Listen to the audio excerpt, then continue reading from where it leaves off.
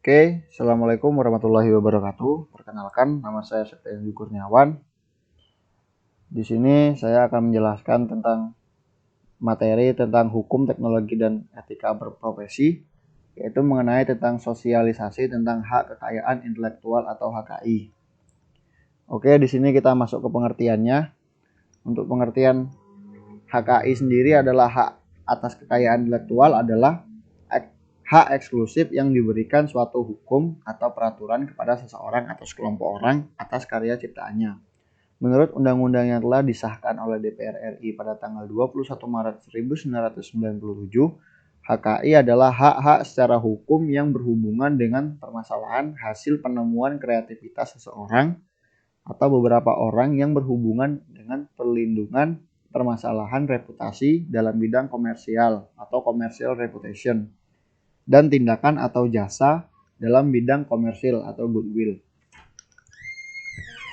Di sini prinsip-prinsip hak kekayaan intelektual tersebut terdapat 4 bagian. Yang pertama yaitu prinsip ekonomi. Untuk prinsip ekonomi sendiri adalah hak intelektual berasal dari kegiatan kreatif dan daya pikir manusia yang memiliki manfaat serta nilai ekonomi yang memberikan keuntungan kepada pemilik hak cipta. Yang selanjutnya yaitu ada prinsip keadilan.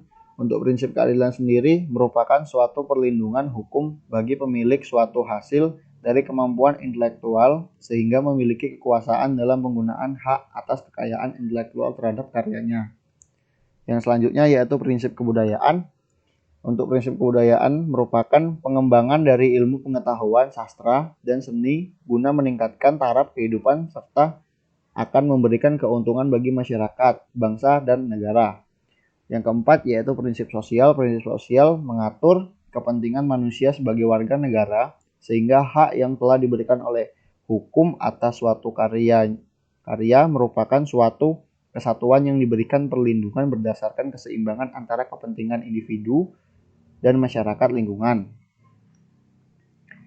Yang selanjutnya di sini ada dasar-dasar hukum kekayaan intelektual di Indonesia. Dalam penetapan HKI tentu berdasarkan hukum-hukum yang sesuai dengan peraturan yang berlaku. Dasar-dasar hukum tersebut antara lain yaitu Undang-Undang Nomor 10 Tahun 1995 tentang Kepabeanan. Yang selanjutnya yaitu Undang-Undang Nomor 12 Tahun 1997 tentang hak cipta. Yang selanjutnya yaitu Undang-Undang Nomor 14 Tahun 1997 tentang merek. Dan yang terakhir Undang-Undang Nomor 13 Tahun 1997 tentang hak paten. Berdasarkan peraturan-peraturan tersebut, maka hak atas kekayaan intelektual atau HKI dapat dilaksanakan. Maka setiap individu atau kelompok atau organisasi yang memiliki hak atas pemikiran-pemikiran kreatif mereka atas suatu karya atau produk dapat diperoleh dengan mendaftarkannya ke pihak yang melaksanakan. Dalam hal ini merupakan tugas dari Direktorat Jenderal Hak-Hak atas Kekayaan Intelektual, Departemen Hukum dan Perundang-undangan Republik Indonesia. Selanjutnya, di sini ada klasifikasi hak kekayaan intelektual atau hak cipta. Hak cipta adalah hak khusus bagi pencipta untuk mengumumkan ciptaannya untuk memperbanyak ciptaannya.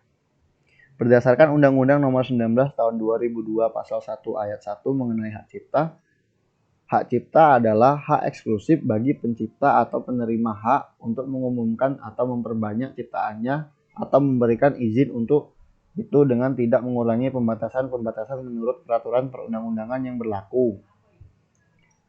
Di sini juga ada klasifikasi hak kekayaan intelektual.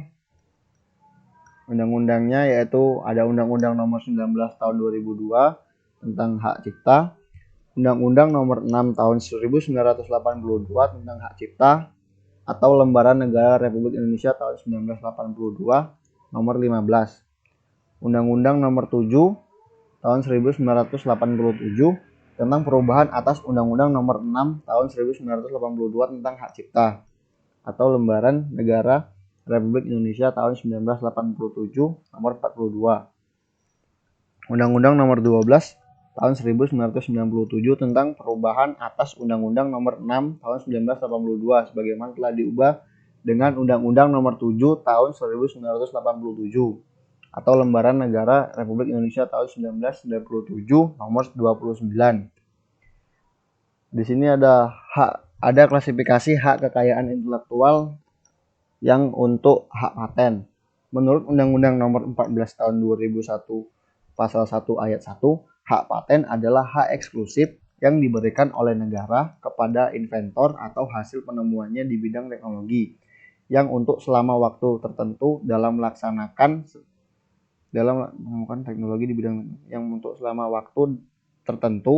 melaksanakan sendiri penemuannya tersebut atau dengan membuat persetujuan kepada pihak lain untuk melaksanakannya. Yang kedua, yang selanjutnya yaitu klasifikasi hak kekayaan intelektual khusus untuk hak merek. Berdasarkan Undang-Undang Nomor 15 tahun 2001 pasal 1 ayat 1, hak merek adalah tanda yang berupa gambar, nama, kata, huruf-huruf, angka-angka, susunan warna, atau kombinasi dari unsur-unsur tersebut yang memiliki daya pembeda dan digunakan dalam kegiatan perdagangan barang atau jasa. Nah, di sini untuk contoh kasus dari hak kekayaan intelektual yaitu contoh kasus hak merek mengenai logo Extra Joss dan Enerjos. Untuk di sini Extra Joss dinilai telah berhasil mengubah makna Joss identik dengan minuman kesehatan. Karena itu, penggunaan kata Joss untuk produk lain yang sejenis akan menimbulkan persepsi bahwa produk ini sepabrik dengan Extra Joss. Hal tersebut terungkap dalam persidangan lanjutan kasus gugatan pemilik merek Extra Joss terhadap produsen minuman Enerjos di Pengadilan Niaga Jakarta Pusat, tanggal 28 bulan 4. Saksi ahli yang dihadirkan penggugat Anton M. Moeliono mengatakan bahwa kata Joss berasal dari bahasa Jawa yang merupakan tiruan bunyi seperti pada ungkapan mak jos atau langsung masuk. Dalam bahasa Sunda juga dikenal kata Joss dalam jos no jos yang berarti memukul dengan kepalan tangan. Nah, menurut Profesor Linguistik atau ahli bahasa dari Universitas Indonesia dan Unika Atmajaya ini, Extra Joss melalui produk minuman kesehatannya telah mengubah makna kata Joss tersebut menjadi penambahan vitalitas. Hal tersebut didukung juga oleh gambar kepalan tangan dalam kemasan Extra Joss. Dengan demikian, menurut Anton, jika ada produk sejenis atau minuman kesehatan yang menggunakan kata Joss, maka akan timbul persepsi bahwa kedua produk ini sama atau paling tidak diproduksinya oleh pabrik yang sama. Lain halnya jika kata Joss itu digunakan untuk produk yang tidak sejenis, jelas Anton.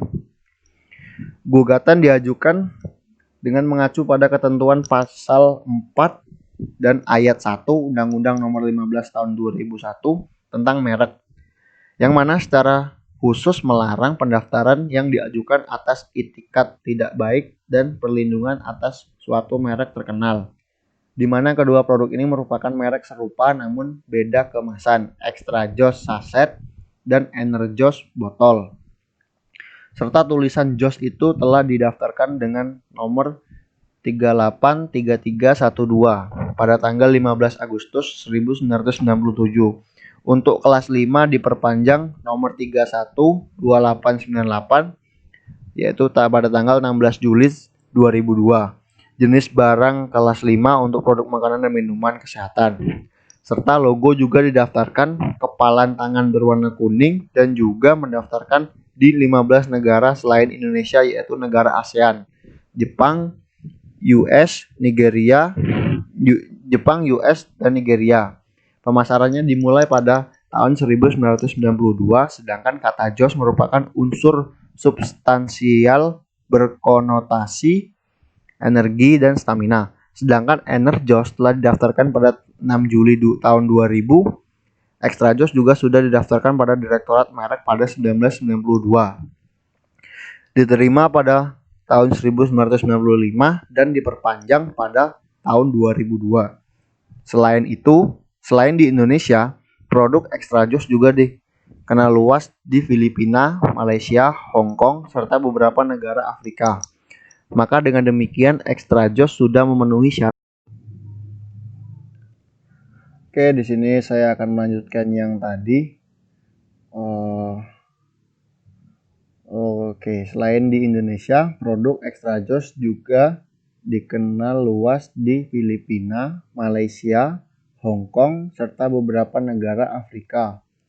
Maka dengan demikian, extra joss sudah memenuhi syarat untuk dikatakan sebagai merek terkenal. Dalam pengajuan PK ini, pihak extra joss memohon Majelis Hakim Agung memberi putusan menerima permohonan PK dan membatalkan putusan nomor 28 K/N/HKI 2005. Ada beberapa implikasi bila Enerjos memang di tingkat kasasi. Pertama, setiap merek yang menggunakan kata jos dengan satu huruf S atau banyak atau jos atau sama bunyinya akan legal sebagai publik domain atau milik masyarakat. Siapapun boleh memakainya. Kedua, akan ada pertentangan antara praktisi hakim dan pemilik merek-merek besar. Ini karena Undang-Undang Nomor 15 Tahun 2004 bisa diinterpretasikan berbeda-beda. Ketiga, akan ada keraguan pengusaha berinvestasi merek karena tidak adanya kepastian soal meniru dan tidak meniru. Berdasarkan itu, mungkin pertimbangan hakim sehingga extra joss kalah karena selain para hakim agung beranggapan jos adalah milik masyarakat, juga karena kemasan Enerjos adalah botol, bukan saset. Oleh karena pertimbangan itulah, maka gugatan dari extra joss tidak dikabulkan. Sekian dan terima kasih. Mungkin hanya itu saja yang dapat saya sampaikan. Lebih dan kurangnya saya mohon maaf. Saya akhiri. Assalamualaikum warahmatullahi wabarakatuh.